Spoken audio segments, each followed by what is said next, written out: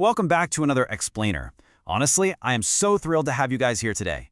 Now, real quick, before we get into it, please do me a massive favor. Hit that like button on this YouTube video and make sure you're subscribed to the channel so you never miss one of these deep dives. All right, let's jump right in.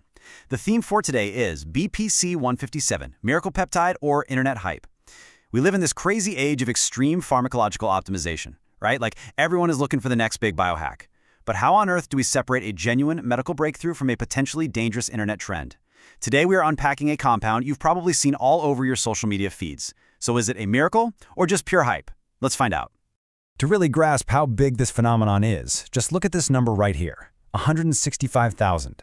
That is how many times people are actively searching for BPC-157 online every single month right now.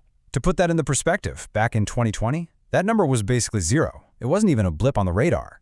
The hype just absolutely exploded out of nowhere. People are desperate for rapid healing and recovery, and, well, biohackers are more than happy to supply the content. But what does the actual science really say? Okay, here's how we're going to break this down today. First, we'll look at approved science, then ask if BPC-157 is a miracle or hype. After that, we'll dive into the preclinical mechanics, explore the dark side of peptides, and finally, look at the regulatory reality. Starting off with Section 1, Approved Science and the GLP-1 Standard. You know, to truly understand why jumping on experimental compounds is so risky, we kind of need a baseline. We need to look at the gold standard of modern pharmacological success, which right now is the GLP-1 and GIP receptor agonists. Think of drugs like semaglutide or tirzepatide. The research out there clearly shows these therapies have absolutely massive, robust clinical backing. They've been rigorously proven in actual human beings to safely reduce appetite and improve metabolic health. And we know they work because they didn't just happen overnight. They went through exhaustive, multi-year, large-scale human clinical trials. And you know what else those massive human trials give us? They tell us exactly what to expect when things don't go perfectly. We know, for sure, that the side effects are largely gastrointestinal, stuff like nausea, vomiting, and diarrhea. We even know about the super rare stuff, like a very slight risk of optic nerve disorders in type 2 diabetes patients. That level of transparency, it's only possible because of rigorous scientific validation. When you take an approved medication, you know exactly what the trade-offs are. Moving on to Part 2, BPC-157. Miracle or hype? So, we're leaving the safe, cozy harbor of approved medications and heading straight into the wild west of the internet's current obsession, experimental healing peptides. Let's talk about BPC-157. What exactly is this stuff? Well, BPC literally stands for Body Protection Compound. It's a synthetic 15-amino acid peptide.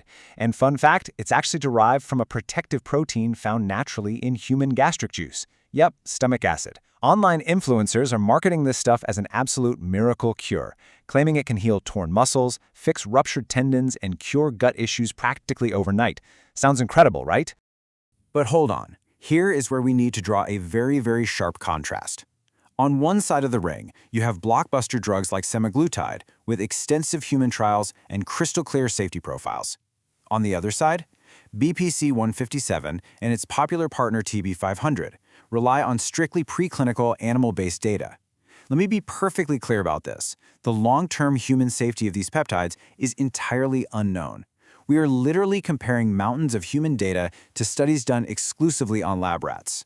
Which brings us to Part 3, the preclinical mechanics. Let's actually dig into that animal science for a second, because honestly, the preclinical mechanics are exactly what's fueling all this seductive internet hype, and the rat studies are pretty mind-blowing, I won't lie. In rats, BPC-157 has been shown to accelerate Achilles tendon healing by 60 to 80%. It promotes angiogenesis, which is a fancy word for creating new blood vessels. It profoundly protects the gut, reducing gastric ulcers by up to 78%, and supposedly fixes leaky gut. Seriously, if you are a lab rat with a torn Achilles and a stomach ulcer, BPC-157 is probably the greatest medical discovery of your tiny life. And the research gets even more specific. A lot of biohackers like to stack BPC-157 with another peptide called TB500. Well, researchers actually looked at that combo on surgically repaired Achilles tendons in rats. They found that TB500 on its own actually created a statistically significant biomechanical advantage, meaning the tendon could literally handle a heavier load before snapping. But here's the kicker. Combining BPC-157 with TB500, it didn't provide any extra additive biomechanical benefit over just using one of them alone. It's super complex, nuanced science, but again, guys, it is all happening in rodents. Okay, quick pause. Before we go a single step further, I need to make something crystal clear. This explainer video is strictly of an informative character based entirely on published research articles. This content is exclusively for educational purposes and does absolutely not constitute medical advice. You should never ever use any experimental substance without consulting your doctor first, period. All right, let's look at part 4, the dark side of peptides. See, when you take compounds that have completely skipped human clinical trials and you just start injecting them into human beings, you run into some harsh realities. So what actually happens when humans take it? Well, because there are 0 phase 3 clinical trials, we literally only have anecdotal reports from internet forums. Users frequently talk about injection site reactions, redness, pain, slight swelling that usually fades in a day or so. Systemically, people report mild nausea, transient fatigue, and headaches during that first week. But remember, because this is all completely unverified, we have no idea if these side effects are from the peptide itself, whatever sketchy solvent they mixed it with, or just a really strong placebo effect.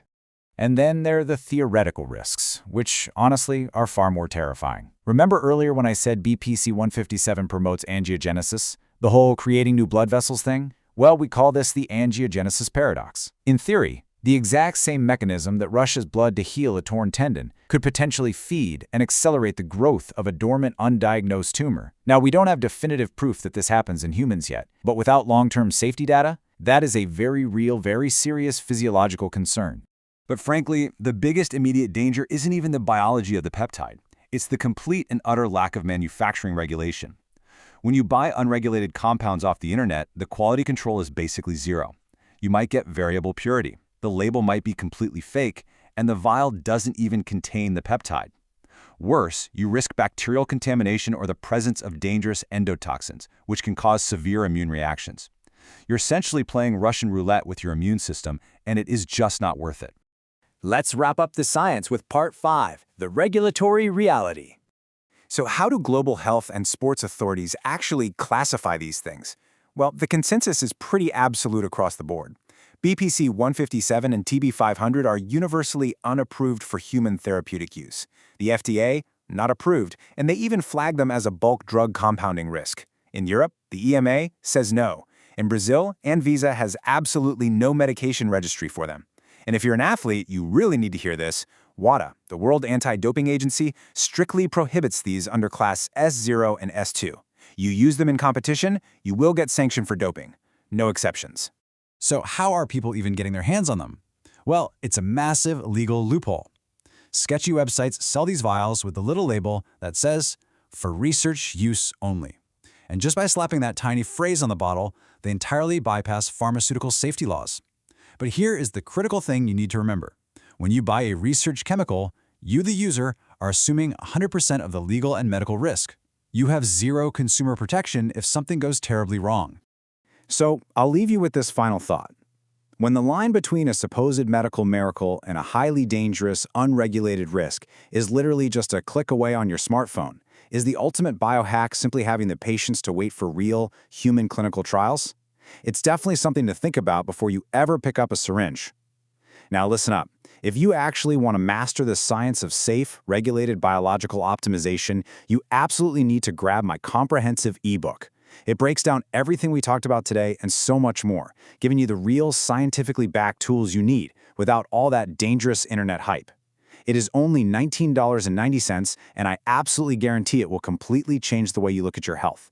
Seriously, skip those sketchy internet vials and invest $19.90 in real, actionable knowledge right now. Click the link in the description to get your copy instantly. Give yourself the gift of real health. Thank you so much for joining me on this explainer. Do not forget to subscribe to the channel and like the video, and I will see you guys in the next one.